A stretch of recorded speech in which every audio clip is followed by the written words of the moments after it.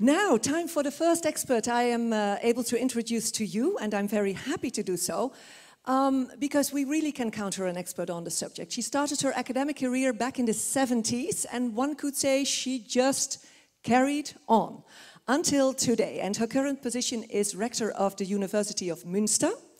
And as Martin Paul said, well, what can we learn from the universities, for example, in Germany? And that's what will happen now. And just to give you a short introduction, we made a little video portrait of Prof.dr. Ursula Nelles, not only to give you an idea of her surroundings back at the University of Münster, but also to give you a flavor of her ideas. So let us first have a quick view to this video, and then I would like to ask you a warm welcome for Prof.dr. Ursula Nelles.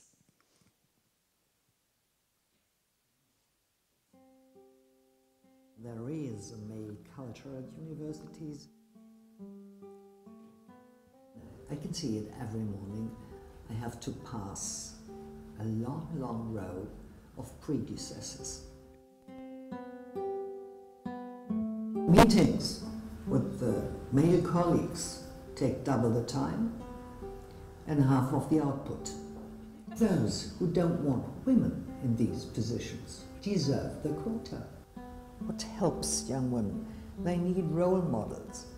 A mixed group is really more effective and more creative than just a monoculture. Ladies and gentlemen, Prof.dr. Ursula Nelles, the floor is yours.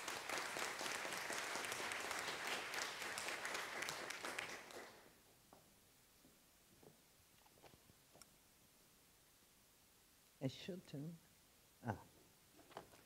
Celebrities, thank you for the warm welcome.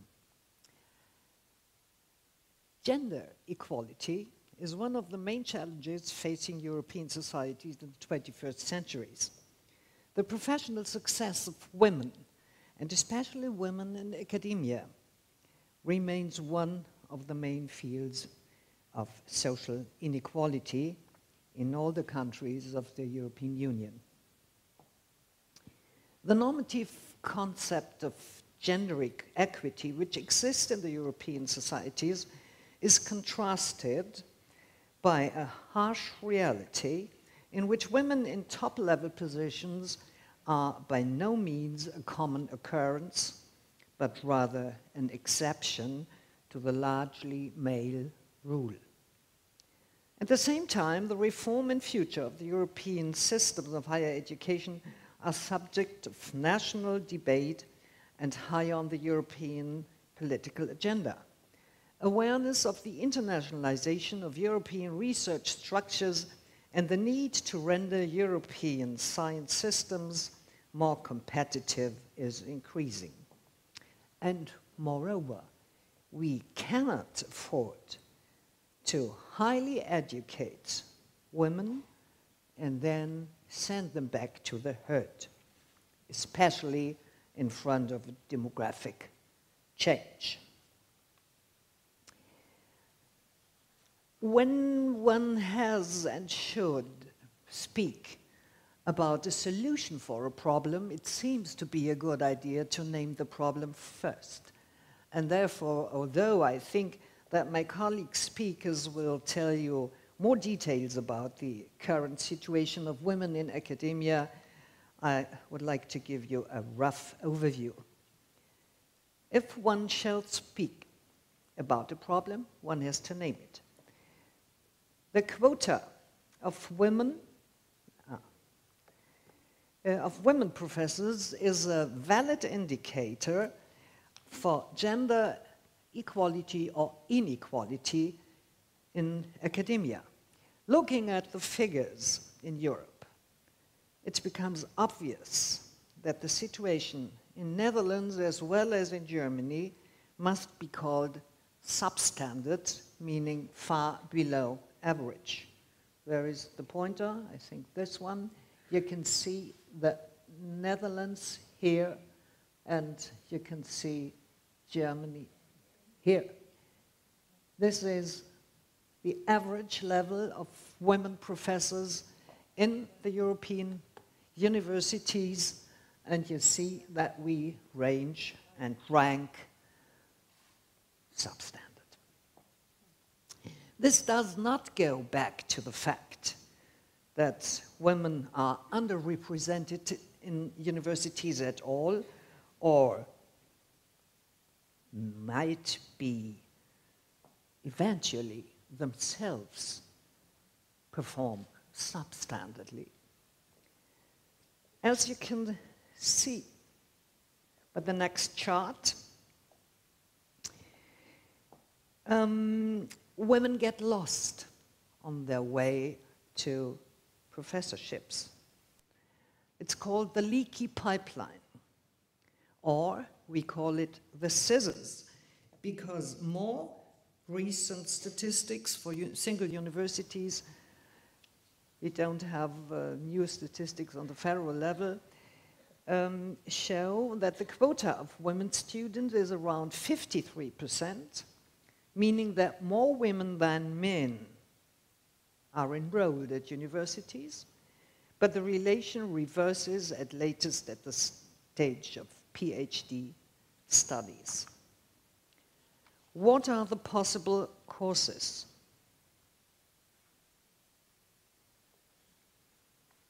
Not the low performance of women themselves, as I already said, but summing up the results of a research study of a colleague of mine, a political science, at the University of Münster, Annette Zimmer, who worked among a European women professors network on social questions and especially on the question of women in academia. Going back to her results, it is clear that male and female professors do not differ in their career aspirations. The same applies to strive for motivation to achieve the position of university teacher or of professor.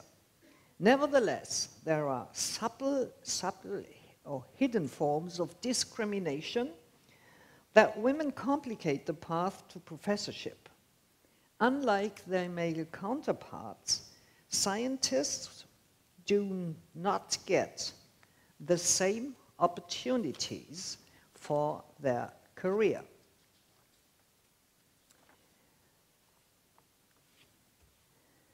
They do not get the same opportunities for employment at university during their doctoral studies.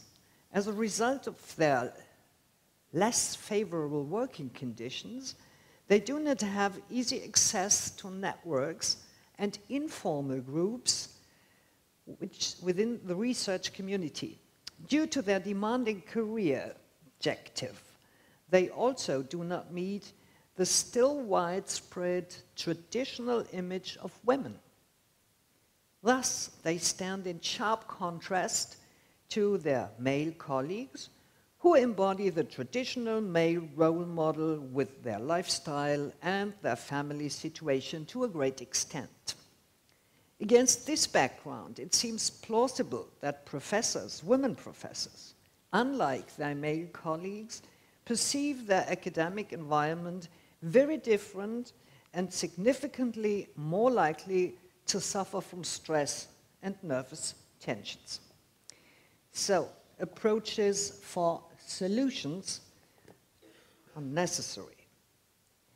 We at our university have acknowledged that structural impediments are part of the reason for fewer women than men reaching the rank of full professorship.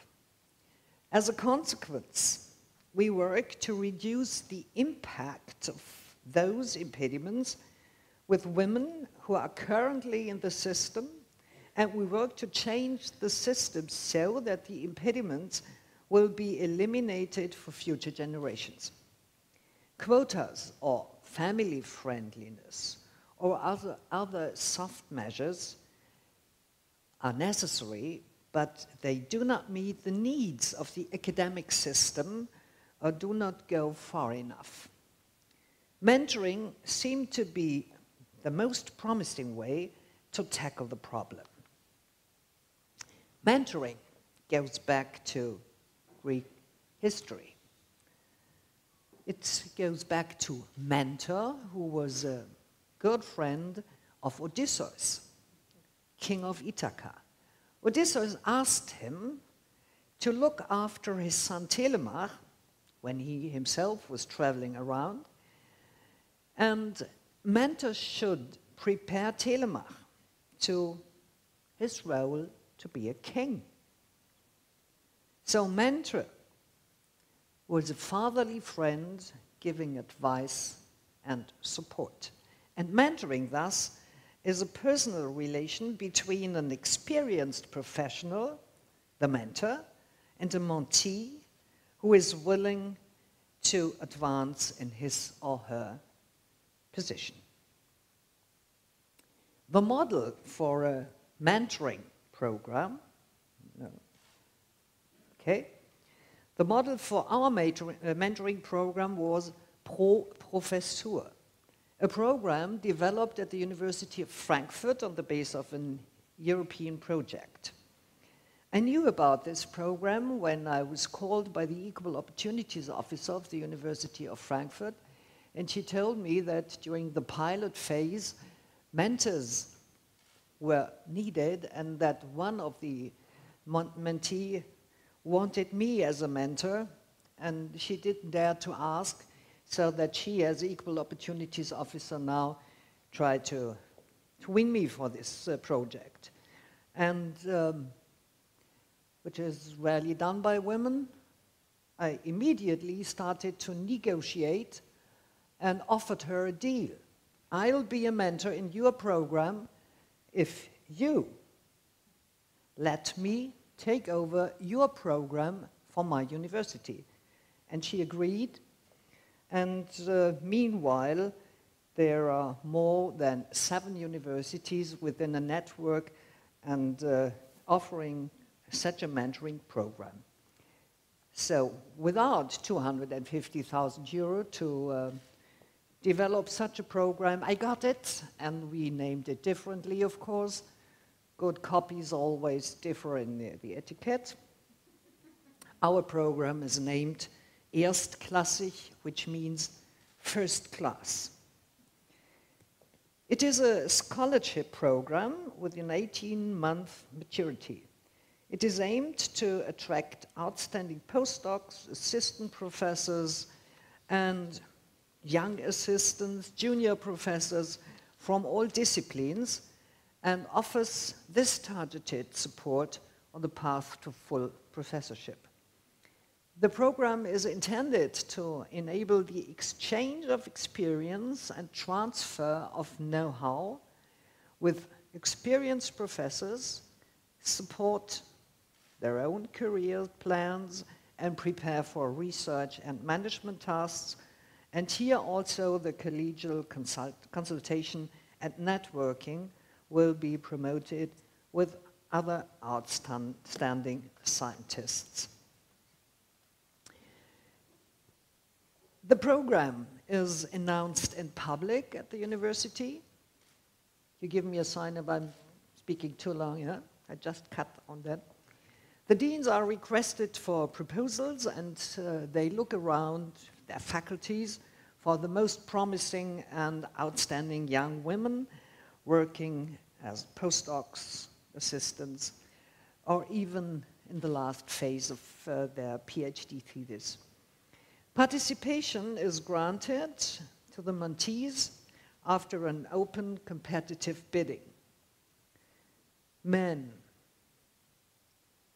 professors as well, and especially deans, love competitions, and above all, they love to win.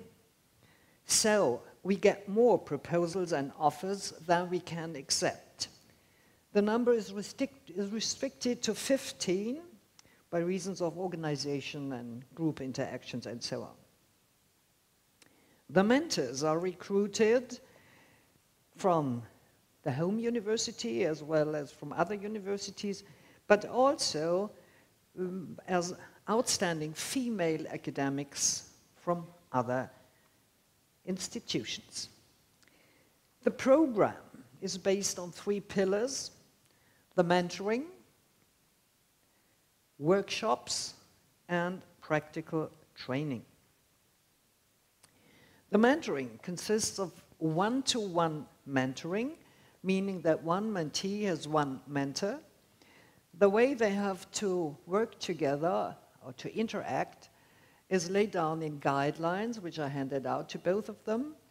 In accordance with these guidelines, there is all the talks and all the conversations are strictly confidential. And it said that they should meet once a month by email, by telephone, or personally, as it is possible for both of them. And it is up to the mentee to put the questions and to reflect their own aims and goals. And they have to lay down and to agree upon the next steps and the next aims to be done by the mentee.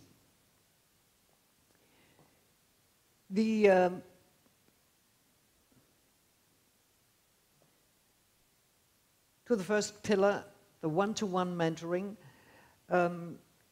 running through 3 phases: an introduction phase, where they have to build up an atmosphere of trust; the cultivating phase, where all the questions and objectives and aims are discussed; and the phase of to let go and to finish and to evaluate if the aims have been received or not. This mentoring program is added by a so-called mentoring at home, meaning that the whole group of mentees is meeting one of the experienced professors of their own university, discussing structures, cultures, the organizational questions, probable hurdles and discrimination, and so on.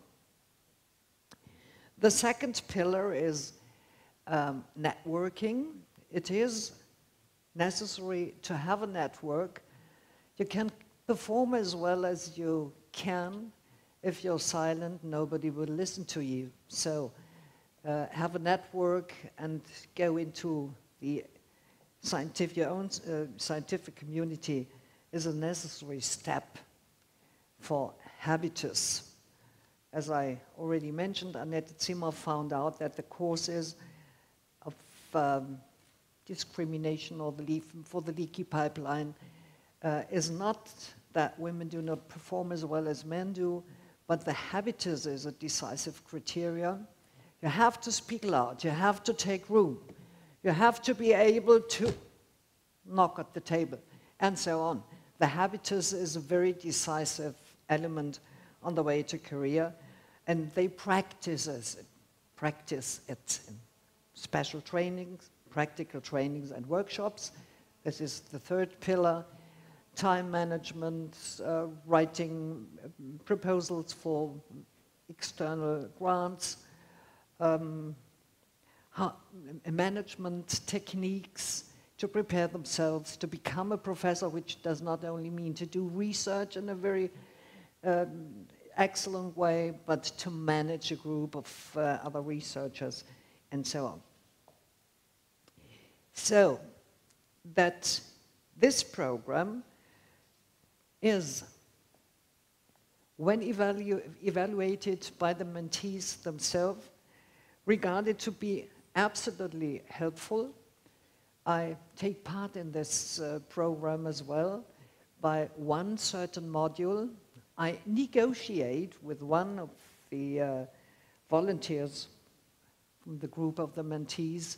I negotiate on an appointment as professor as if I had really one of the applicants, and I do so 100 times a year, roundabout, to negotiate on salaries and working conditions with the professors which I want to hold at the university or which I want to bring in. So you can wake me up during the night and I start to negotiate in a very hard way. And I practice this with the young academics, and they sweat afterwards, and they ask then, could she have got some more? Well, I said, €100 per month, probably. It was not yet good, so we practiced it in the whole group. It's one of the practical trainings. I take part in this program at the kick-off meeting every 18 months. And one of the consequences of it is that this initiative has proven to be an instrument of professionalization of the young academics.